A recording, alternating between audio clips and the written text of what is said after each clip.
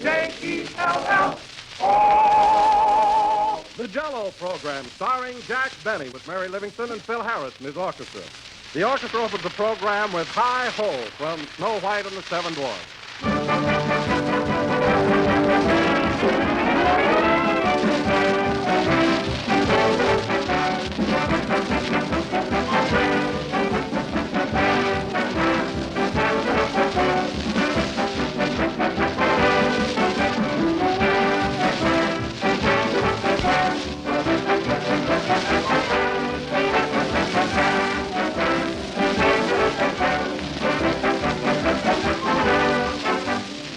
Here's a man who wants us to settle an argument for him. He's Mr. O. Beck of South Perry Street, Chicago. Mr. Beck writes, one person who claims there are two Jell-Os.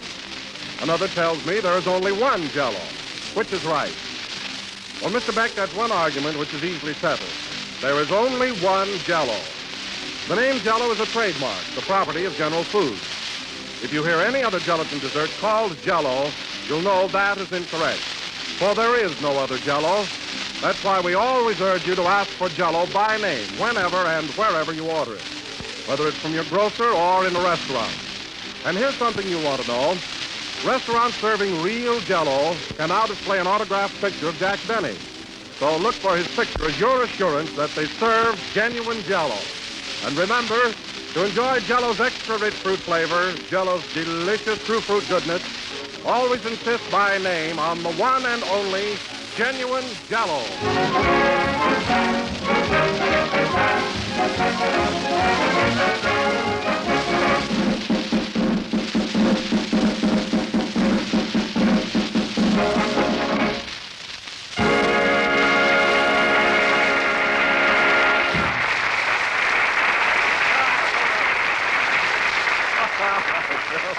That was Hi Ho, played by the orchestra. Now, ladies and gentlemen, we have a little surprise for you. Jack wired us that owing to a slight delay on the train, he will be just a few minutes late. So in the meantime, while we're waiting for Jack, I'll turn the microphone over to his good friend and pinch hitter, Georgie Jessel.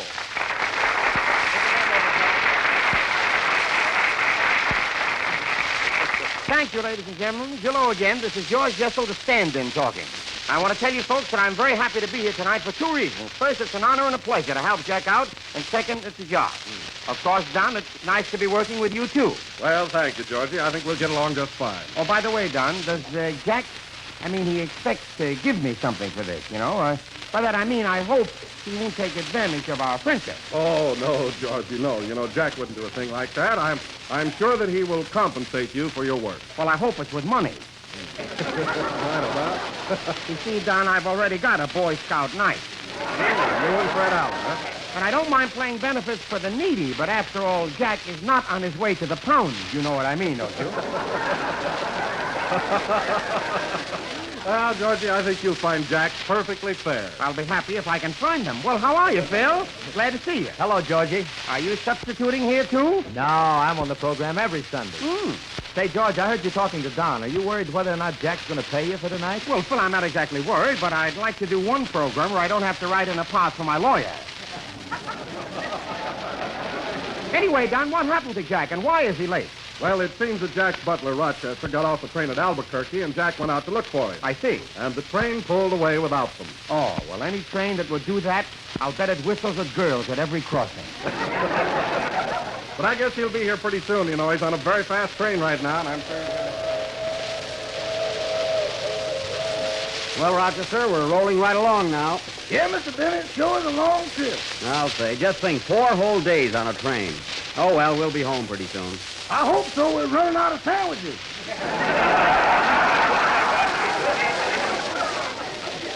Well, we would have been home yesterday if you hadn't gotten off at Albuquerque to look at those Indians. I thought I was back in Harlem. Harlem, I told you before, all those people at the station were Indians. Indians? Yes. Well, just the same, I saw Papoose eating a pork chop. Well, what of it? He can be an Indian and still eat a pork chop. I know, but he had it between 2 slices of watermelon. All right, you win. But I want to tell you something, Rochester. It's the last time I'm going to take you to New York. You're supposed to help me. The only time I saw you is when you needed money. Well, you spent more than I did. That ain't no record. Never mind that. And another thing, you lied to me. You told me you needed the money for a new suit. Now, where is it? The suit? Yes, the suit. You mean the one I had my heart set on? Yeah, where is that new suit I gave you the money for? Well, I'll tell you, boss. I was on my way to the store and got mixed up in a game of African badminton. Oh, so you lost your suit in a crap game, huh? Yes, sir. I rolled myself right out of the Easter parade.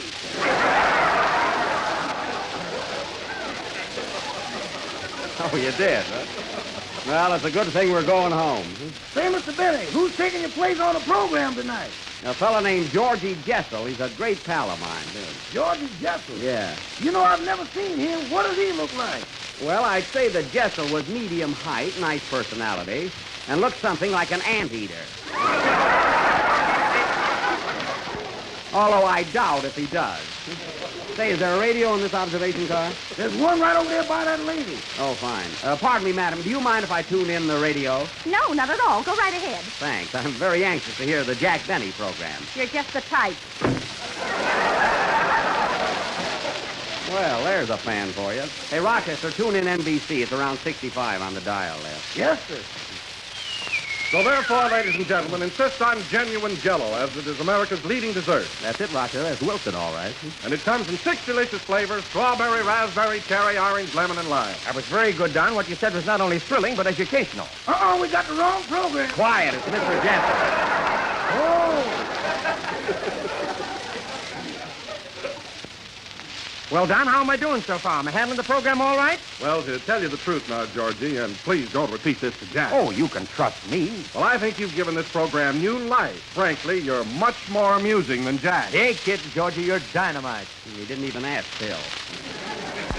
Say, Georgie, you've known Jack for quite a little while, haven't you? Yes, Jack and I have been in show business about the same length of time. As a matter of fact, we started out in the very same theater. Oh, the same theater, eh? Mm-hmm. And even in those days, Jack was a real showman. He wouldn't sell one single peanut during my act. That's a lie. It was popcorn. But anyway, Don, I must admit that Jack has made marvelous strides. He went from peanuts to Jell-O in 6 delicious years. Oh, say, Don, where's Mary? Here I am. Hello, Georgie. There's Mary. Doesn't he sound natural? Well, Mary, I guess you're anxious for Jack to get back. It'll seem strange working with me. No, I like to work with you, Georgie. You want to know something? Now, don't repeat this to Jack, will you? Oh, you can trust me. Well, believe me, it gets pretty tiresome week after week looking at that blank face of his. Looks like a bowl of mush. Mush yet. Well, Mary, after all, I'm not so much to look at myself. I've never been taken for a Myrna Loy. Of course, she's much taller than I am. But at least you're different than Jack. You smile and laugh once in a while. Jack never laughs. Well, my teeth don't slip out. That's a good one. Now, Rochester, my teeth don't slip out. No, sir, you hold them in better than anybody. Get away from me, will you? I want to hear this. Say, Mary, I'd like to ask you something, and believe me, you're the first one I've mentioned this to. What do you think Jack's going to give me for taking his place tonight? Oh, he'll take care of you. First, he'll tell you how wonderful it was for you to come up here, and then he'll give you a great big pat on the back. Oh, you mean the same as I get every place else? But, Mary, Jack isn't that type. He isn't, eh? Listen, Georgie. Jack has been in New York a week, and I'll bet he's still got California air in his pocketbook. Well, surely he'd open it up to let the moth see Radio City, wouldn't he? Rochester. He ain't no good at all. Gee, I wish this train would get in. Come here, Georgie. You want me to tell you something? What is it? You remember that birthday party Jack gave for himself about a month ago, and he invited a big crowd? Yes, I remember. What are you laughing at? Well, between the first 2 courses, he ran out and had all the presents of praise.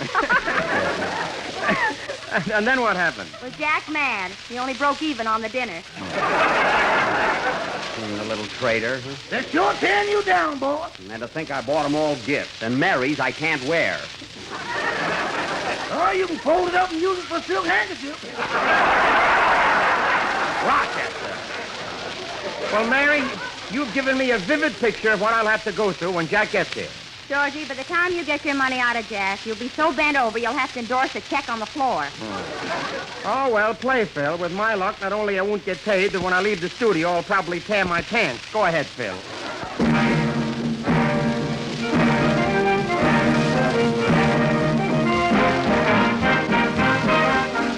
that music sounds like Harris, all right. Huh? Yes, sir. Los Angeles, all out. Last one off the train to no tomato.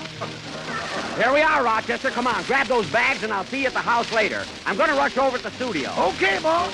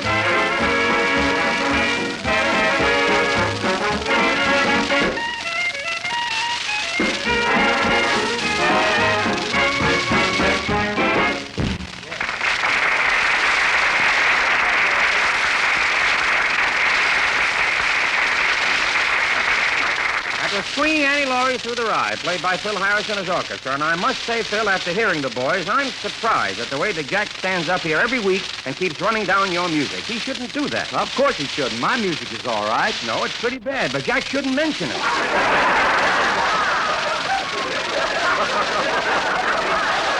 Because I tell you, Phil, the way I feel about all this... Now, wait a minute, Georgie, wait a minute. Here comes Kenny Baker. Do you know him? Well, no, not personally. You like him, Georgie. He's a great kid. He thinks Gracie Allen should be president. Quiet. My wife thinks he is. But my wife thinks he is, it says here. Anyway... Wife thinks he... Anyway, you leave... Oh, well, you leave Kenny to me. I'll handle him all right. I'll bet your dollar he'd drive you nuts. All right, it's a bet. It's a bet. Here he comes, Georgie. Oh, yeah. Hello, Kenny. Hello, Jack. Did you have a nice trip? Nice trip. What is this? Hey, Don, didn't Jack go to New York? Wait a minute, Kenny. It's Jessel. Where's that? Well, I've lost at least 35 cents already. Now, listen, Kenny. I'm just taking Jack's place till he gets here. My name is Jessel. Oh, yes. Well, gee whiz, I didn't recognize you there for a minute. No, Jiminy Crickets, I thought you didn't. You know me now, don't you? Sure. Say, didn't I see you in a picture the other day with Betty Davis? What picture? Jessel Bell.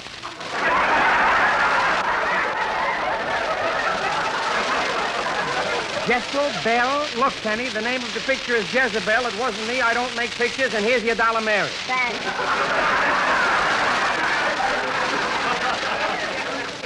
Hey, what's going on? Nothing, Kenny. I just bet Mary $1 that you couldn't drive me nuts. Ah, gee, you're a sucker. Folks, this entire event looks good for a loss to me, I'll tell you that. Hello, fellas. Here I am.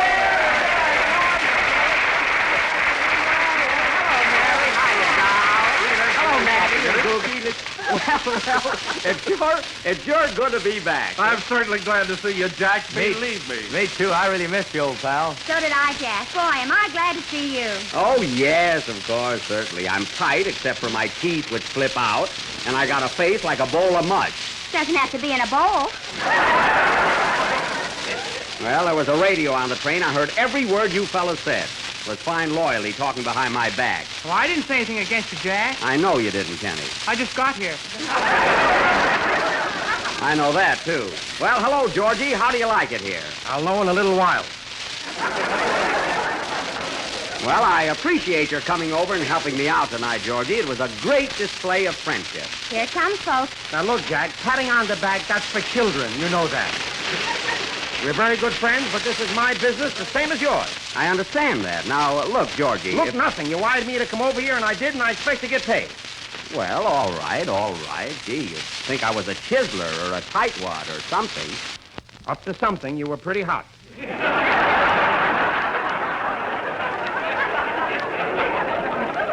I just don't want to be robbed, that's all. Rob, why, I left my own birthday party to come here, cake and all. Strangers had to blow out my own candles. Well, calm down, Georgie. Look, I'll give you a check for whatever you think your time is worth. Now you're talking friendship. All right, what do you want? Well, Jack, I don't want too little or too much. In other words, I don't want a cigar or an annuity. Now, don't beat around the bush. How much do you want for I'll this? take $500. And if you want to give me 10% extra for my birthday, that's up to you. Up to me? If it's up to Jack, it's back to you, Georgie. Well, all right, George, let's not haggle about it. I'll write you out a check. Well, that's okay with me. I got my checkbook right here. Now, let's see. April 3rd. Gee, look at his handshake. Mary. April 3rd, 19... Now, the amount... Now, wait a minute, Jack. It's 1938, not 40. All right, so I made a mistake. No, I'm not infallible. Now, just a second. Let's see, now, just a second. Pay to the order of... Say, how do you want this made out? George Jessel or Georgie Jessel? Just put down man, $500. All right.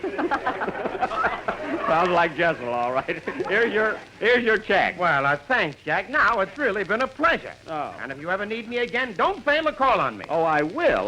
By the way, Georgie, where can I get in touch with you? What's your phone number? Just ask for Ain't Ada, you mush face. Goodbye, everybody.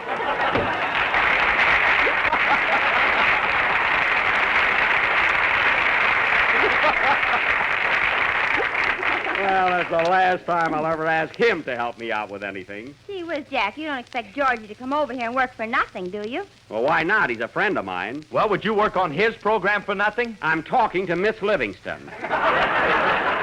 Well, would you? That's Phil's question. Think of your own. Oh, I've got one. Shut up. No, I got one. Well, let me tell you something. Last week in New York, Fred Allen, Kate Smith, Ripley Lyman, and Von Zell all appeared on my program for nothing. No wonder you told him it was for the Red Cross. Well, didn't make any difference. Say, Jack, tell us all about your trip to New York. Did you have any fun? Well, I'll tell you about it later. Wait till I get settled here. Kenny, are you ready for your song? All set, Jack. Go ahead. Wait a minute. Come in. Mr. Benny, Yes. here I am bouncing in again. Well, for heaven's sake, who are you? The check you just gave Jessel. Goodbye. I can't understand that. The banks are closed today. Sing, Kenny.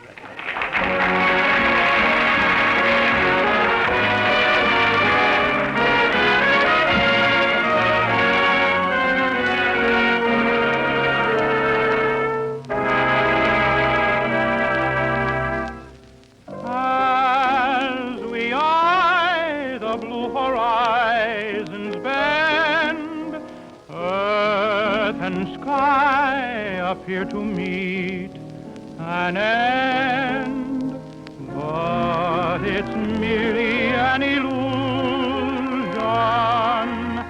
Like your heart and mine, there is no sweet conclusion. I can see no matter how near you'll be, you'll never belong to me. But I can dream, can't I? Can't I pretend that I'm locked in the bend of your embrace? For dreams are just like wine, and I am drunk with mine. I'm aware my heart is a sad affair. There's much disillusion there, but I can dream, can't I? Can't I adore you, although we are oceans apart? I can't make you open your heart, but I can dream. Can't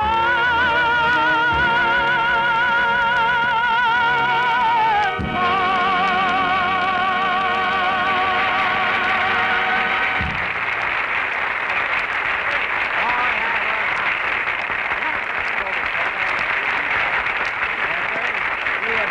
good to be here. No kidding.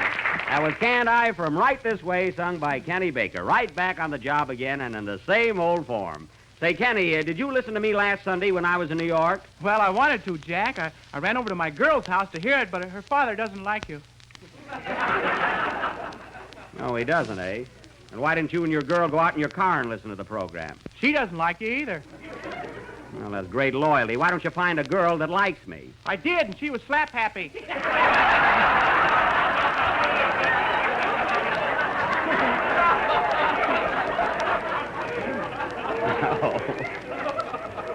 Gee. Well, gee whiz, I'd like to know how the program came over last Sunday. Did you hear it, Mary? Well, I invited a big crowd over to the house that night. You know how it is. Some wanted to dance and some wanted to listen to you, so we took a vote. Oh, how did it come out? The Big Apple won by a landslide. That's fine. You were the hostess. Why didn't you put your foot down? I did. Oh. I said, this is my party. You can either listen to Jack's program or go home. Well, that's great. And what else did you say? Nothing. I was alone. So I went to bed. Well, as long as you were left alone, you could have listened to me. Why all this hurry about getting to sleep? I'm having a continued dream about Clark Gable. Oh. And I didn't want to miss chapter 12. Some excitement. Well, that's a very feeble excuse. Hey, did you hear the program, Don? Well, to tell you the truth. Well, never Jack, mind, never mind. All I can say is I'm certainly proud of my associates. Not one of you listened to me. Now, wait a minute, Jack. Don't be so hasty. I heard the program from beginning to end. It was great. Thanks, Bill. Say, how did you like that routine I did with...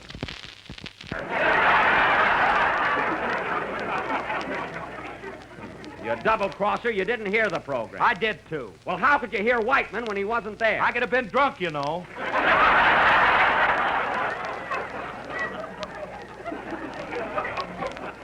Go on.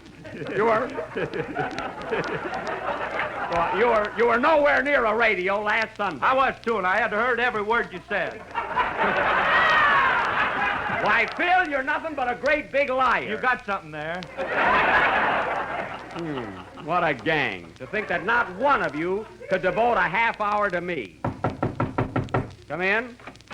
Well, look who's here. Hiya, Buck. Hello, Spencer.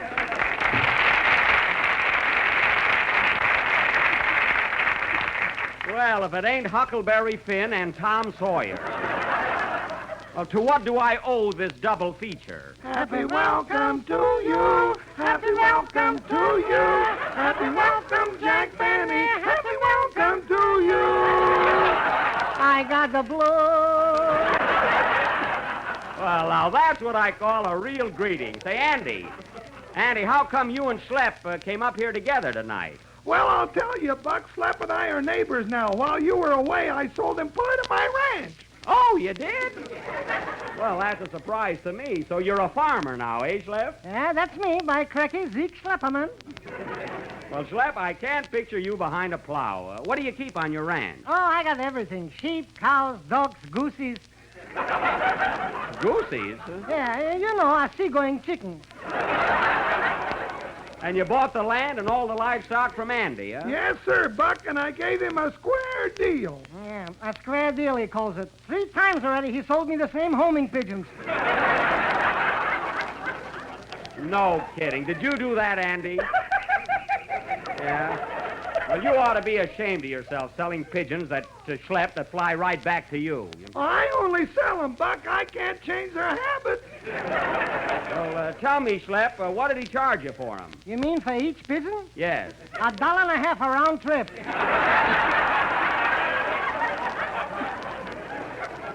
Well, that's fair enough.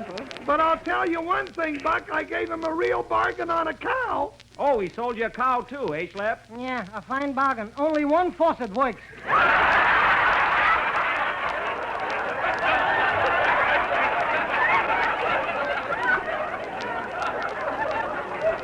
Well, maybe your technique isn't right, huh? But look, Andy, what's the idea of selling so much stuff to Schlepperman there? Well, I'll tell you, Buck. Pa had to have some ready cash. He's going to buy an aeroplane. Oh, your pa wants to be an aviator. Has he ever been up in the air before? Well, just once when our goat caught him unaware. So your goat made an aviator out of him. What does your ma think of the idea, Andy? She says let him go. He's always been higher than a kite anyhow. Well, I wish him a lot of luck. Huh? Well, Buck, guess we'll be running along now. Just dropped in to welcome you back home. Goodbye, Jackie boy. Come out to my ranch sometime. Thanks, I'll do that. What's the name of your place? Schlepperman's Hacienda. Suits, cloaks, and fresh eggs. Fine, I'll be there. So long, boys. Oh, say, Buck, I forgot to ask you. Did you have a nice time in New York? Oh, swell, Andy. It was great. Oh, that's good. Well, come on, Zeke. Okay, partner. I'm home on the range where the deer and the cantaloupe play.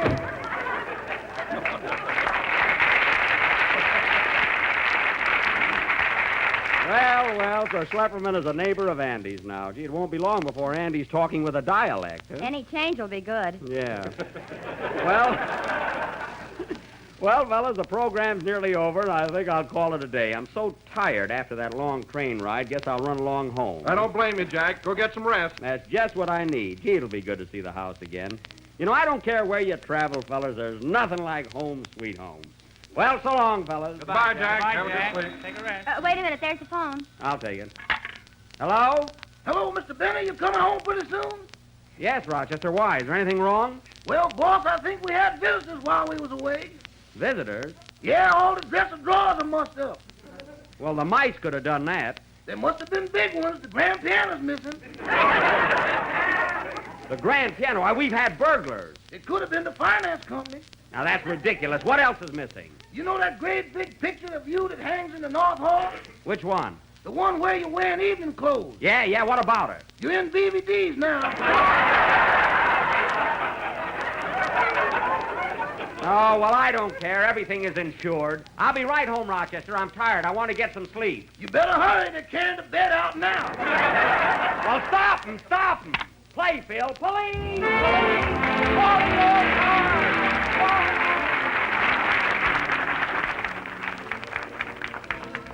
They like it in Kansas, they like it in Maine, they like it in Alberta, Canada. It's Jell-O chocolate pudding, and you like it, too. From Wichita, Kansas, Mrs. Robert Goskins writes, I've tried nearly all the prepared puddings on the market, and they never tasted quite right, but Jell-O chocolate pudding is perfect. Miss Vivian Hunter of Portland, Maine says, I've tried for a long time to find a prepared chocolate pudding that had a really good flavor, but each time was disappointed. Then I tried Jell-O chocolate pudding, and I was pleased as a child at Christmas time. And up from Alberta, Canada, Mrs. Vincent Pickering writes, Jell-O chocolate pudding makes a dessert fit for a king. And the reason everybody agrees that Jell-O chocolate pudding is so good is because it's made from the same fine, wholesome ingredients you'd use yourself. It has a rich, chocolatey, homemade goodness, smooth and tempting. Yet it takes almost no time to prepare. The simple directions are in every package along with several variations. Jell-O chocolate pudding is inexpensive, easy, and delicious. Order some from your grocer tomorrow. This is the last number of the 27th program in the new Jell-O series, and we'll be with you again next Sunday night at the same time. I want to thank Georgie Jessel for helping me out this evening and wish him good luck on his personal appearance in Detroit next week. Say, Jack. What? Did you hear Fred Allen's program Wednesday night? No, but whatever he said, I didn't do it. And the idea of accusing me of stealing everything out of the Waldorf Astoria. I thought you didn't hear him. Well, I could. Oh, good night, folks. J-E-L-L. Kenny Baker appears on the Jell-O program through courtesy of Mervyn LeRoy Productions. This is the National Broadcasting Company. You've been listening to the OTR Gold Network. Find more classic radio at otrgold.com.